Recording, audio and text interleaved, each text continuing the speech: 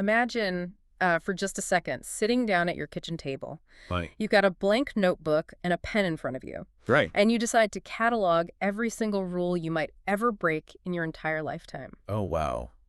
That sounds incredibly exhausting. Right, and I am not talking about the catastrophic failures here, like, not the felonies or the major betrayal. Sure, not the stuff that ends up on the evening news. Exactly. I mean, every minor, almost invisible infraction. Oh, man. Every time you jaywalk on an empty street because you're running 2 minutes late. Guilty. Or every little white lie you casually toss out to escape a dinner party you have zero energy for. Yeah, I'm not feeling well text. Exactly. Or, every time you swipe a relatively nice pen from the bank and tell yourself, well, they leave them out. It's basically complimentary. I mean, we've all done it. But actually putting yourself in that chair with that pen to write it all down, that is a staggering mental exercise. It really is. The cognitive load required to track your own flaws at that granular level is just immense. It's totally paralyzing. I mean, if you had to write down a comprehensive, meticulously numbered list of every single possible way you could mess up on any given Tuesday, how many items do you think would be on that list? On a Tuesday, probably too many to count. Right. 100, 1,000, maybe 10,000. Easily. But here's the thing. You don't actually have to write that list because somebody else already did. Yeah, Reverend Dr. Antonio Arnold already did it. It's a book called The 370 Sins Recorded in Scripture. That is quite the title. It really is. And for today's deep dive, we are going to completely deconstruct the cover of this book. Just the cover. Just the cover, because it is fascinating. We are going to look at how this single piece of graphic design balances the absolute terror of strict, quantifiable legalism with the promise of ultimate grace. And that tension is really what makes this specific cover such a rich artifact to unpack. It really is. But I think we should clarify right up front, we are approaching this as, like, cultural anthropologists today. Yes. Good point. We aren't here to endorse or debate the specific theology inside the pages. Right. We are totally impartial observers here. Exactly. We aren't arguing whether his biblical hermeneutics are sound or even fact-checking if 370 is the correct number. We're just looking at the presentation. Right. We are looking at the psychological mechanisms at play before a reader even opens to the prologue. Because cover design is never an accident? Never. So how does a book cover manipulate your expectations? How does it frame these massive concepts of morality and justice and human failure? And it does it using typography, highly specific numbers, and this really layered visual symbolism. So where do we start? Well, let's start right at the top with the typographic assault of that main title. Assault is a good word for it. The 370 Sins Recorded in Scripture. It is set in this really heavy, commanding, traditional serif font. It takes up a lot of space. It totally dominates the upper half of the visual real estate. But it's the specificity of that number that acts as the hook for me. 370. Exactly, 370. When I first saw that, my immediate reaction wasn't, spiritual reflection. What was it? It was mathematical calculation. It feels like an audit. Yes. That audit feeling is entirely intentional. You think so? Oh, absolutely. And it taps into a really fascinating aspect of human psychology regarding how we process the concept of failure. Okay, unpack that for me. Well, in most modern broad discussions of theology or even just secular ethics, sin or moral failure is treated as like an atmospheric condition. Like it's just in the air. Right. It's a state of being. You hear phrases like the human condition or everyone makes mistakes. Sure, yeah. Which keeps the concept of wrongdoing in this fuzzy, abstract territory. And we like it there. We prefer it there. Yeah. Because an abstract problem doesn't require immediate, hyper-specific solutions. It gives us wiggle room. Exactly. It allows us a comfortable psychological distance. So we can sleep at night because we tell ourselves, I'm generally a good person. Right. Rather than having to confront a literal spreadsheet of our daily deficits. But the moment the author slaps the number 370 on the cover, there. Right, that comfortable ambiguity just evaporates. He fundamentally changes the architecture of the conversation. It becomes a data set. By quantifying it to exactly 370, he transforms a philosophical, abstract concept into a concrete, cataloged inventory. It's intense. He is signaling to the reader a highly methodical, exhaustive, and frankly uncompromisingly rigorous approach to morality. It completely changes the relationship between the reader and the text. How so? Well, think about how you operate at work when human resources sends out a general email about workplace etiquette. Oh, you just skim it and delete it? Exactly. But compare that to when they hand you a numbered 30-point code of conduct with specific termination clauses. Yeah, yeah. That is a totally different ballgame. The latter demands a totally different kind of attention. It almost reminds me of looking at the federal tax code. That is a great analogy. Because the tax code isn't a gentle philosophical suggestion that you should, contribute to society. Oh, it is decidedly not a gentle suggestion. It is a massive, highly specific list of exact scenarios, mandatory deductions, and calculated penalties. And the tax code analogy is incredibly apt here because it brings up the mechanism of a closed system. A closed system. Yeah. When you present a finite list, whether it's the tax code or 370 sins, you are defining the absolute borders of reality for that subject. You're drawing a box around it. Exactly. It provides an illusion of ultimate control. Oh, interesting. For a certain type of reader, seeing the number 370 might actually be deeply comforting. Comforting, really? Yeah, because it says the universe of wrongdoing is not infinite. Oh, I see. It is bounded. It can be known, it can be studied, and theoretically, it can be mastered. But wait, doesn't that closed system inevitably lead to a massive psychological loophole? What do you mean? Well, if there are exactly 370 sins, and I commit an action that I know is somewhat unethical, but I cross-reference the book and realize it's technically not on the list. Ah, I see where you're going. Right. Doesn't that create a situation of moral licensing? If it's not sin number 371, do I just get a free pass? That is the perpetual danger of strict legalism. It has to be. And it is a debate that has raged in theological and philosophical circles for literally millennia. Because human nature is what it is. Exactly. When you hyper-focus on the letter of the law, the exact checklist, human beings have a natural tendency to walk right up to the absolute edge of that boundary and peer over. We want to see what we can get away with. We start looking for loopholes. We start arguing semantics. Well, technically. Right. Well, the book says this specific action is a sin, but my action was slightly to the left of that definition, so I am technically clear. It turns morality into a legal defense strategy rather than an internal transformation. It totally does.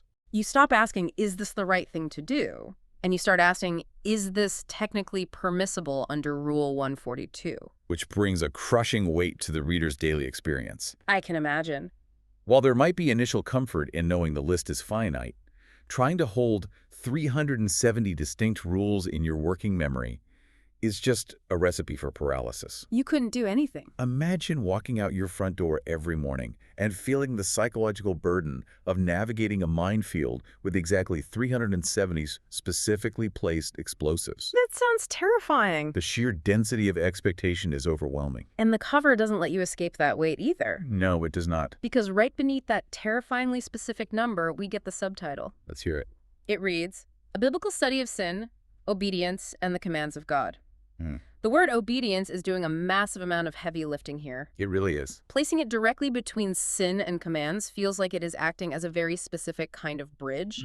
Let's break down that triad, because it serves as the foundational operating system for the entire book. Okay, let's do it. First, the phrase, a biblical study, immediately establishes the genre and the methodology. Right, it's academic. It tells you this is not a memoir, it is not a collection of personal essays, and it is certainly not modern pop psychology. No. It claims objective text-based analysis. Got it. But the relationship between sin, obedience, and commands is where the real psychological framing happens. It defines the parameters of the relationship for the reader. Exactly. It's setting up a strictly vertical framework of morality, isn't it? It is entirely vertical. Break that down for us. What does vertical mean in this context? Well, when we talk about ethics in a secular society, we're usually talking about horizontal morality. The social contract. Right. How do I treat you? How do you treat me? How do we minimize harm to one another so we can live together in a functioning community? So it's person to person. Yes. In a horizontal framework, a wrong is an action that damages the community or damages another individual. Okay, but this subtitle is different. It forcefully pivots away from that.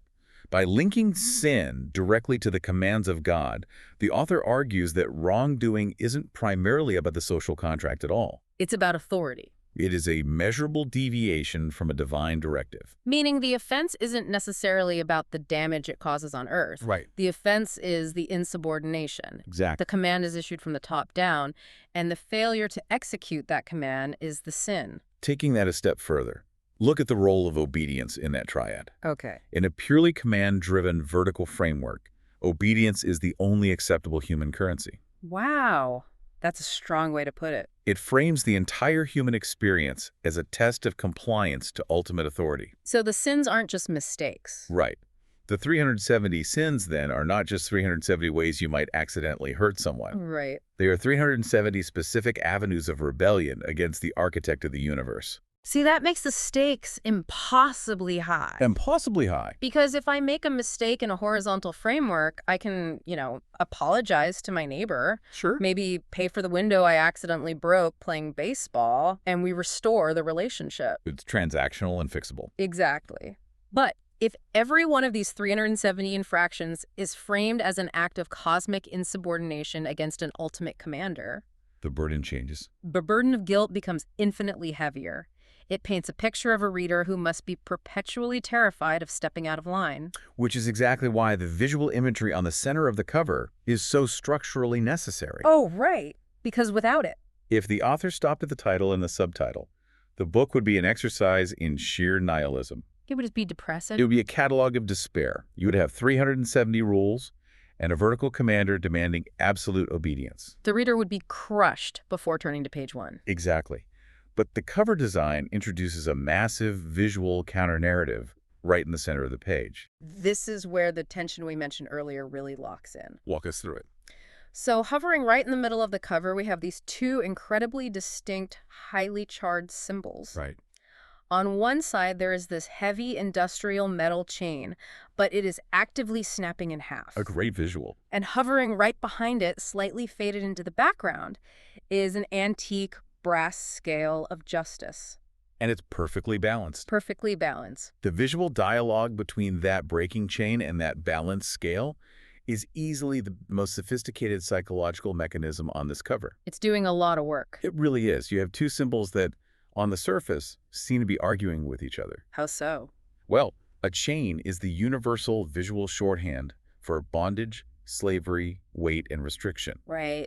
In the context of the 370 sins, that chain is the physical manifestation of the guilt and the unpayable debt incurred by failing the commands. But the chain is caught in the exact moment of catastrophic failure. Yeah. The links are pulling apart, fracturing right in the center of the image. It's an action shot of liberation. And that action shot entirely recontextualizes the dread built up by the title. It gives you an out. Exactly. The breaking chain signals a message of ultimate grace. Right. It tells the reader, yes, there are 370 highly specific ways you have failed, and yes, they carry the weight of iron. But this book is ultimately about how that iron is shattered. That's a huge pivot. It turns a legalistic dictionary of failures into a narrative of rescue and liberation. When I first looked at it, I thought, oh, it's a prison break. That's a natural first thought. The hero is busting out of the 370-cell penitentiary. Right. But the longer I look at it, the more I realize a prison break analogy doesn't actually work here. Why not? Because of the scales of justice floating in the background. You break out of prison, you are a fugitive. The law is still hunting you. You're on the run. Exactly. But those scales change the narrative completely. How so? What do you see the scales doing to the concept of the prison break? Well, the scales are perfectly balanced. Right. In visual iconography, a tipped scale implies injustice or an unresolved debt. Yes. But a balanced scale means the exact opposite. It means equilibrium has been restored. The math works out. The debt has been calculated, weighed, and entirely settled. Okay, I see where you're going. So it's not a prison break where you are running from the law. Yeah. It's more like having a massive unpayable mortgage. Okay. You owe the bank millions, you are defaulting, you are chained to this debt. Right. Then a billionaire walks into the bank and simply pays the balance in full. Oh, wow. The strict legal contract, the scale, wasn't ignored or thrown away. The math still had to be done. The bank's still got its money. The rules of the bank were completely upheld. But because the debt was satisfied by a third party, you get to walk out the front door completely free. That's a brilliant way to phrase it. The chain is broken because the scale is balanced. That is an incredibly precise articulation of the theological concept of substitutionary atonement. Substitutionary atonement. Yes, and it's communicated entirely through two pieces of juxtaposed clip art on a book cover. It's kind of wild when you think about it. And you've hit on why both symbols absolutely must be present on this cover. They need each other. They do. Mm-hmm. If the designer only included the breaking chains, it communicates cheap grace. Cheap grace. Yeah. It would imply that the 370 sins don't actually matter, that God just decided to ignore the rules and arbitrarily break the chains. Which would undermine the whole book. It would completely undermine the severe tone of the subtitle. Right. If the rules don't matter, why bother cataloging all 370 of them in the first place? Exactly. Why write the book? Mm-hmm. But conversely, if the designer only included the balanced scales of justice, Then it's just a courtroom. right, it communicates crushing, unyielding legalism. It says, here are the 370 rules, and you will be weighed against them, and you will inevitably be found wanting. So you need the overlap. Yes. By layering the broken chain over the balanced scales, the cover argues a complex paradox. Which is? The law is absolutely real, the demands of justice are entirely inflexible, and yet you can experience total liberation anyway. Visually, though, I still feel a deep sense of mixed messaging. How so? As a reader, even if I logically understand the theology of the debt being paid, the scales of strict justice are still physically hovering over me on the cover. They are looming. They are. It feels like a caveat. It's saying you are free, the chains are off. But just remember, we are still watching you. Don't mess up. Exactly. The scales are still in the room. Yeah. It keeps the reader in a state of low-grade anxiety. Which is probably very intentional. You think so? Absolutely. Mm-hmm. Because that low-grade anxiety ensures they actually read the book to find out how to maintain that fragile freedom. Oh, that's clever. It maintains the reverence for the authority structure. Right. The vertical relationship we discussed earlier isn't dissolved just because the chains are broken. The commander is still the commander. Exactly. And to reinforce that sense of ultimate, unshakable authority, we have to look at the architectural and historical environment the designer has built around these symbols. Oh, the background stuff. Yes. Yeah. The background of this cover is doing a tremendous amount of psychological heavy lifting. It really is. It's incredibly atmospheric. Describe what you see back there. So at the very bottom, anchoring everything, is this large, thick, traditional Bible. Right. And it is physically radiating a warm golden light. Like it's glowing. Glowing, yeah. Above that, fading into the midground behind the text, is a sepia-toned, ancient-looking cursive manuscript. Very classic. And then framing the very top of the cover, behind that bold title we talked about, you have a classic Gothic stained glass window. It's quite the aesthetic. When you take all three of those elements together, it feels less like a modern book cover and more like you are stepping into a dimly lit, centuries-old cathedral. Yes. But my question is, why go through all that aesthetic trouble? Why do we need the atmosphere of a cathedral to present a checklist of 370 sins? It is entirely about manufacturing epistemic authority. Epistemic authority. Yes. Epistemology is the study of how we know what we know and how we justify our beliefs. Okay. When an author makes a claim as audacious as definitively identifying exactly 370 sins, Which is a huge claim. right, the reader's immediate subconscious reaction is skepticism. Naturally. You think, is this just this guy's modern opinion? Did he just make this number up? Right, like where did he get 370? So to bypass that immediate skepticism, the visual design relies on the psychology of aesthetics. It's borrowing the gravitas of history. Precisely. In human psychology, we inherently conflate age with wisdom and history with stability. If it's old, it must be true. That's the subconscious leap we make. By layering the faded cursive manuscript and the Gothic stained glass, the cover visually roots the book's claims in antiquity. It makes it feel timeless. It whispers to the reader, these are not modern fleeting interpretations. These 370 sins are rooted in ancient, unwavering, eternal truths. Wow. It borrows the immense, stone-cold weight of a cathedral to lend credibility to its theological audit. Think about the physical reaction you have when you actually walk into a massive, ancient cathedral. It changes your posture. It really does. The architecture is designed to make you feel small. Yes. The ceilings are impossibly high. The light is filtered and colored through those windows. The acoustics sort of swallow your footsteps. You automatically lower your voice. Right. You police your own behavior without anyone telling you to. Because the space demands reverence. Exactly. The aesthetic choices on this cover are trying to trigger that exact same psychological reflex before you even crack the spine. It wants you entering the text feeling small. Small, reverent, and ready to receive instruction. And notice how the light is utilized on the cover to guide that instruction. The glowing Bible. Yes. The edges of the cover are deliberately shadowed. They are very dark. Almost claustrophobic in their darkness. But the eye is inevitably drawn down to the bright, glowing pages of the open Bible at the bottom. It's the brightest spot on the page. In classical art, think of the chiaroscuro technique used by Caravaggio or Rembrandt. Oh, the high contrast stuff. Exactly. In that style, light is never just light.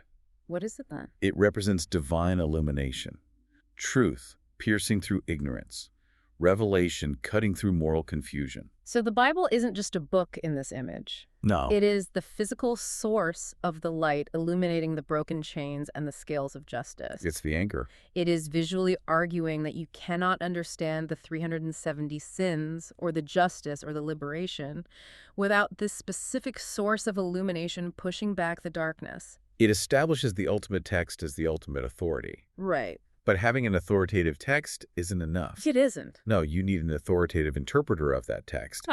Which brings us to the absolute bottom of the cover, to a design choice that is incredibly bold and, honestly, deeply telling about the nature of religious publishing. You are talking about the author's credentials. I absolutely am. This might honestly be my favorite part of the entire analysis because it feels so uniquely defensive. Defensive is the perfect word. Right beneath the glowing Bible, the author's name is presented as Reverend Dr. Antonio Arnold. Which is already a lot. Right. But then, taking up an entire line of text right beneath his name is an absolute fortress of post-nominal letters. Read them out. Okay, it says MDiv, MRE, MATS, BT, BIS, CI, CDM, CBE. It is an overwhelming barrage of academic and professional designations. It's an alphabet soup. And to your point about it feeling defensive, let's explore why an author would feel the need to deploy an 8-degree shield on the front cover of their book. Look at it from a pure graphic design perspective. Okay. Cover real estate is incredibly valuable. Every square inch matters. It's prime marketing space. To dedicate a full line of text across the bottom solely to acronyms that the average layperson cannot even decode requires a very deliberate choice. Most people have no idea what those letters mean. Exactly. If I hand you a business card and it has 8 acronyms after my name, my first thought isn't, wow, this guy is smart. What is your first thought? My first thought is, wow, this guy desperately needs me to know he is smart. Yeah, I can see that. It screams, thou doth protest too much. It feels like the author knows that claiming there are exactly 370 sins is an outrageous, highly debatable statement. So he's putting up defenses. He is building a wall of academic letters to shield himself from the immediate, inevitable pushback. I see it slightly differently, though I do agree with the premise that it is a preemptive strike against doubt. How do you see it? Well, in the specific subculture of rigorous theological publishing, authority is constantly being tested. Because everyone is reading the same book. Exactly. You have millions of people reading the exact same ancient texts and coming to wildly different conclusions. That's true. So when Reverend Dr. Arnold claims to have the definitive mathematical count of human failure, He's stepping into the ring. he is essentially claiming to have solved a puzzle that theologians have debated for centuries. So the credentials are the collateral he is putting up to back his claim? Yes. And he isn't just putting up one type of collateral. What do you mean? He is establishing dual spectrum authority. Dual spectrum. Okay, explain that. By using Rev, which is reverend, he establishes pastoral spiritual authority. Right, he's a church leader.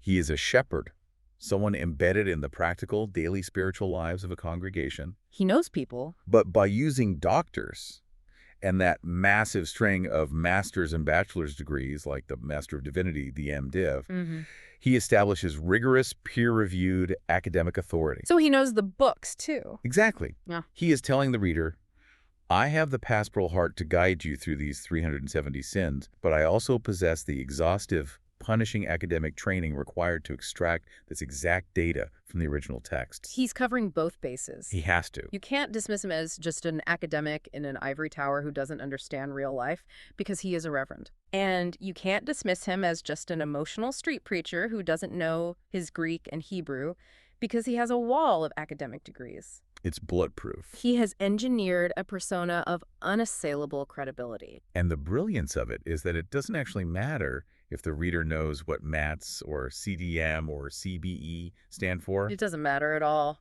The visual weight of the acronyms themselves communicates the message. It's purely optical. It is the visual equivalent of walking into a doctor's office and seeing their entire wall plastered in framed diplomas. Oh, that's a great comparison. You don't walk up and read the signatures on the diplomas. No, of course not. You just absorb the overall impression of intense, sustained study. You just think, okay, I'm in good hands. The sheer volume communicates safety. It says, you can trust my terrifying list of 370 sins because I have spent decades in the library, so you don't have to. It is fascinating how all these elements stack on top of each other to manipulate the reader's psychology before page 1. It's a masterclass in visual communication. Let's pull all of this together because we've covered a lot of ground today. Yeah, let's recap. We started by looking at that hyper-specific, terrifying number, 370. Right. We explored how replacing abstract ideas of being a good person with a rigorous, quantified checklist triggers both a comforting sense of control and a paralyzing cognitive load. And how it opens the door to the dangerous game of moral licensing. Is this sin 371? Exactly. From there, we unpack the triad in the subtitle Sin, Obedience, and the Commands of God. The vertical morality. Yes. We saw how it completely bypasses horizontal social ethics in favor of a strictly vertical relationship. Framing every moral failure not just as a mistake, but as an act of cosmic insubordination against an ultimate commander. Then we dove into the visual tension at the center of the cover. The chains and the scales. We moved past the idea of a simple prison break and looked at the complex theology of the mortgage payoff. Right, the substitutionary atonement. How the broken chain of ultimate liberation can only exist because the strict, unyielding demands of the law were upheld and satisfied, as represented by those perfectly balanced scales of justice. And we saw how that entire complex theological argument was wrapped in the visual authority of ancient history. The cathedral aesthetic. The glowing illumination of the Bible, the Gothic arches, the faded manuscript. All designed to bypass the reader's skepticism by borrowing the psychological gravitas of a centuries-old cathedral. Which is finally anchored by the defensive, yet highly effective, 8-degree academic fortress of Reverend Dr. Antonio Arnold. It is wild how much theological heavy lifting, psychological manipulation, and emotional framing a single piece of cover art can accomplish. It really is. But, if we pull back from the specific theology of this book, the cover highlights a profound, almost unavoidable aspect of human nature. What's that? We have this deep, innate, desperate desire to categorize, to measure, and to define the world around us. Oh, absolutely. We do it with our finances, we do it with our diets, we track our steps on our watches. We want data for everything. And yes, we try to do it with the most spiritual, abstract parts of our existence.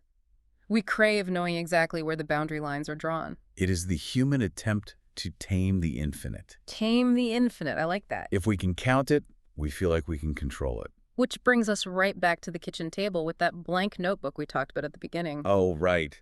The terrible homework assignment. Think about your own life and your own internal moral compass. Yep. When we attempt to put a hard, quantifiable number on our moral failures, like mapping out exactly 370 ways to break the rules, does it actually make the pursuit of being a good person feel like a practical, achievable checklist that we can eventually master? Or does staring at a hyper-specific, exhaustive inventory of all the ways we fall short simply shine a glaring, uncomfortable light on just how impossible perfection really is? Wow. It forces you to confront whether you are seeking a checklist to improve yourself or a checklist to prove to yourself that the system is rigged from the start. A heavy question. Something to chew on the next time you find yourself jaywalking on an empty street, wondering if anyone is keeping score. Thanks for going on this deep dive with us.